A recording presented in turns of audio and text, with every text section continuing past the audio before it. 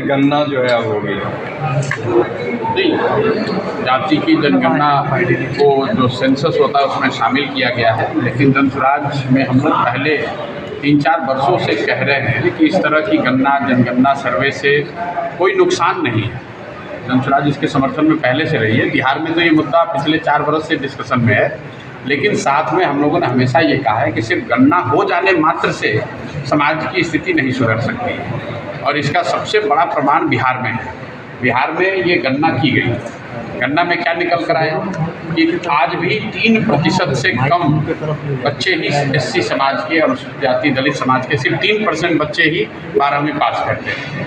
5% से कम अति पिछड़ा समाज के लोग आज 12वीं पास करते हैं।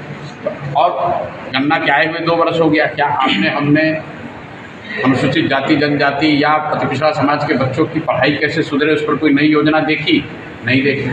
सरकार ने गणना के आधार पर कहा कि 94 लाख गरीब परिवारों को 2 लाख रुपए की मदद दी जाएगी। आज तक तो बिहार में किसी को 1 रुपया नहीं दिया गया। तो गणना हो वो ठीक बात है, गणना होने से जनगणना होने से समाज के विभिन्न वर्गों की स्थिति की बेहतर जानकारी हो, ये भी ठीक बात है। लेकिन जब तक उन जानकारियों के आधार पर सरकार कार्रवाई नहीं करेगी तब तक समाज नहीं सुधर सकता है। मान लीजिए कि अनुसूचित जाति जनजाति की गणना, मुस्लिम समाज की गणना तो आज 75 साल से हो रही है, फिर उनकी स्थिति क्यों नहीं सुधरी? ये तो ऐसे हो गया कि आप लाइब्रेरी में जाएंगे और किताबों के बीच में बैठ जाएंगे तो आप विद्वान थोड़ी ना हो जाइएगा। किताब पढ़ने से, पढ़कर समझने से आपकी बुद्धि शक्ति बढ़ सकती है, उससे विद्वान हो सकते हैं। सिर्फ किताब जमा करने से कुछ नहीं होगा। मुझे लग रहा है कि जातीय जनगणना जो लोग इसका विरोध कर रहे थे या जो इसके पक्ष में है, उनके लिए ज़्यादा राजनीतिक मुद्दा है, बजाय इसके कि ये वो टूल बने जिससे समाज की बेहतरी हो। तेजस्वी यादव कह रहे हैं कि समाजवाद की ये जीत है, लालू प्रसाद यादव की जीत है, वो पटाखा भी। भाई देखिए, ऐसा है, तेजस्वी यादव जी कुछ भी कर सकते हैं।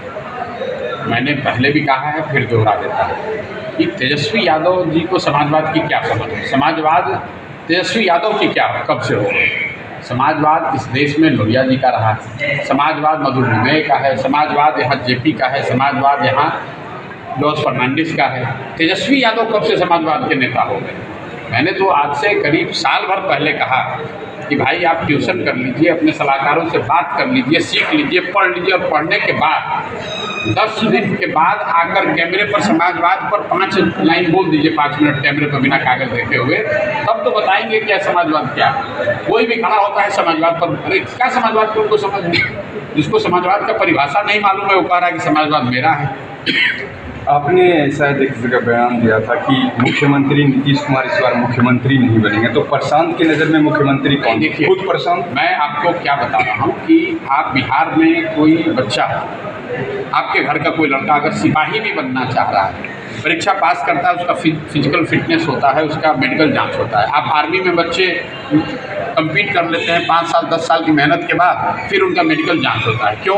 क्योंकि ये तय किया जाता है कि शारीरिक मानसिक तौर पर आप उस जिम्मेवारी को लेने के लिए फिट हैं। तो एक सिपाही बनने के लिए, शिक्षक बनने के लिए, सेना में भर्ती होने के लिए आपको फिजिकली मेंटली फिट होना है।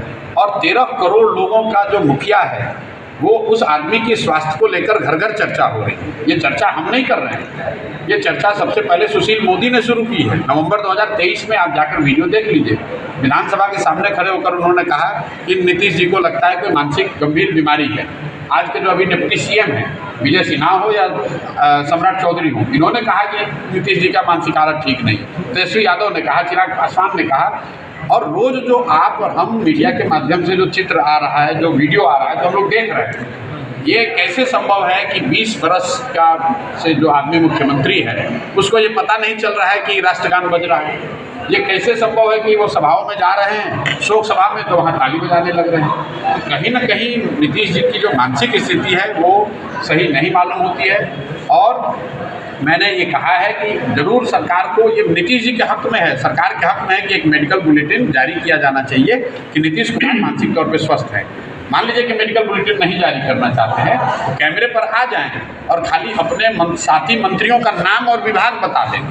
नीतीश कुमार अपने साथी मंत्रियों का नाम और विभाग नहीं बता सकते हैं तो 13 करोड़ लोगों के इस राज्य को कैसे चला सकते हैं, कैसे आगे बढ़ा सकते हैं? ठीक है, चलिए एक सवाल भागलपुर आए तो बिहार के लिए प्लान तो लगभग जिक्र हो ही जाता है आपके भाषण में। भागलपुर के लिए विशेष कुछ प्लान, क्योंकि उपेक्षित रही है जनता, हवाई सेवा हो। देखिए, ऐसा है कि बिहार के जिस भाग में भी आप जाइएगा उस क्षेत्र के लोगों को लगता है कि हम लोग उपेक्षित हैं। चंपारण जाइए तो लोग ये बताएंगे कि भैया पूरा बिहार पिछड़ा है, लेकिन उसमें सबसे पिछड़ा चंपारण है। सीमांचल जाइएगा तो लोग सीमांचल की बात करेंगे, मिथिलांचल जाइएगा तो मिथिलांचल की बात करेंगे।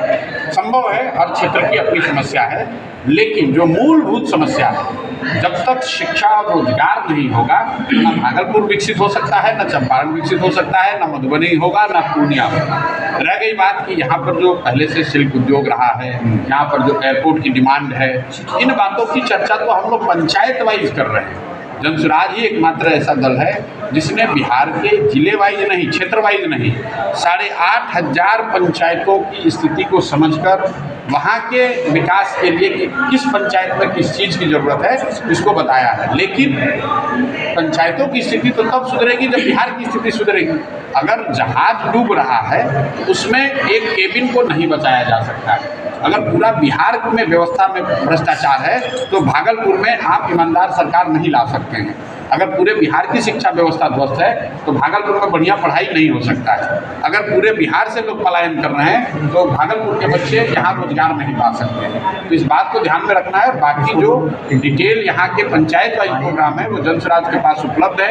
2.5 साल किसी दूसरे दल के विपरीत हम लोग कोई 5 दिन में आकर यहाँ दल बनाकर नहीं काम कर रहे हैं। 2.5 साल में 5,000 से ज़्यादा गांव में गया हूँ। जहाँ पैदल नहीं पहुँच पाए वहाँ पर गाड़ी से जाकर सभा करके लोगों की समस्या को समझ रहे हैं और पूरा एक पंचायत का 10 साल के विकास का योजना बनाए हैं कि कैसे हो सकता है। लेकिन ये तब संभव है जब बिहार की स्थिति सुधरे, बिहार में शिक्षा रोजगार की स्थिति सुधरे, भ्रष्टाचार खत्म हो, तभी आप पंचायत या प्रखंड, जिले या क्षेत्र के विस्तार की और विकास की बात कर सकते हैं।